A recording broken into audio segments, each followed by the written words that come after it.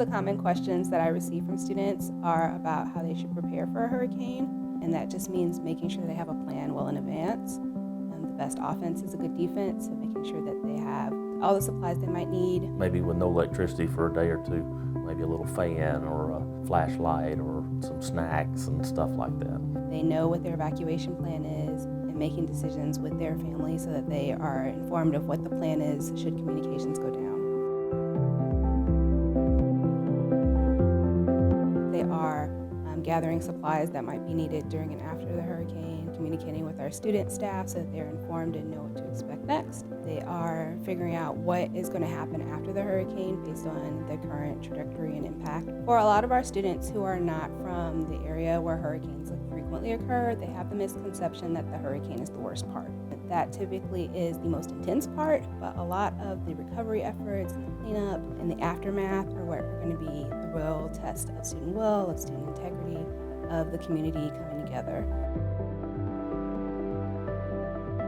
Leading up to the hurricane and immediately following, we like to include parents in all of our communication because we know that they are an integral part of the student's evacuation plan. Communication is key. We have an emergency notification system that gives us the ability to send mass notifications by text, email, and voice. As we're monitoring, we use multiple forecasts and multiple sources to try to bring in the most accurate information to make our best decision. First piece of advice would be before the student even departs from home is to have a plan in place. A few minutes as a family and sit down and make some plans. You and your student discuss what your plan is, making sure that you know what resources you'll need and making sure that you have that prepared, whether that's an emergency stash of cash or whether that's making sure that they have water in their room.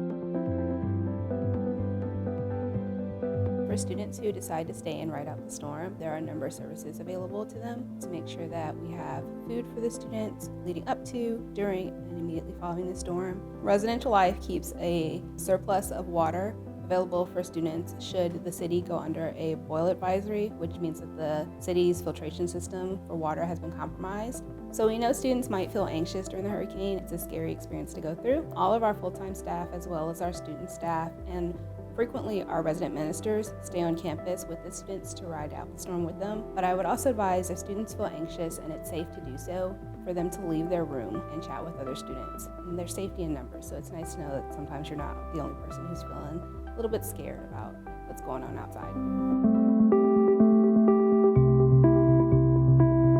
Spring Hill College is a Jesuit, Catholic, private, liberal arts institution in Mobile, Alabama. I was mostly there to be present, to talk, to play cards, to play volleyball, and to be a mentor and a friend to those who needed that. For students who are anxious in times of emergency, Loyola provides, of course, counseling. It provides, through people like me and the other priests around campus, spiritual accompaniment.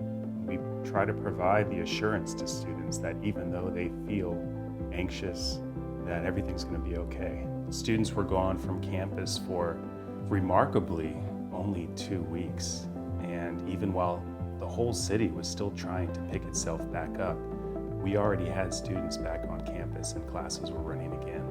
And from a professor's perspective, that was just the greatest thing to see.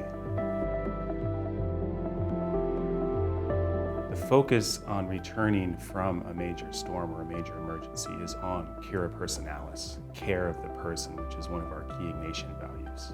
And that's very much instilled in professors and in students. And that allows us, I think, to transition very quickly in our care for one another to wanting to be back with one another to help one another.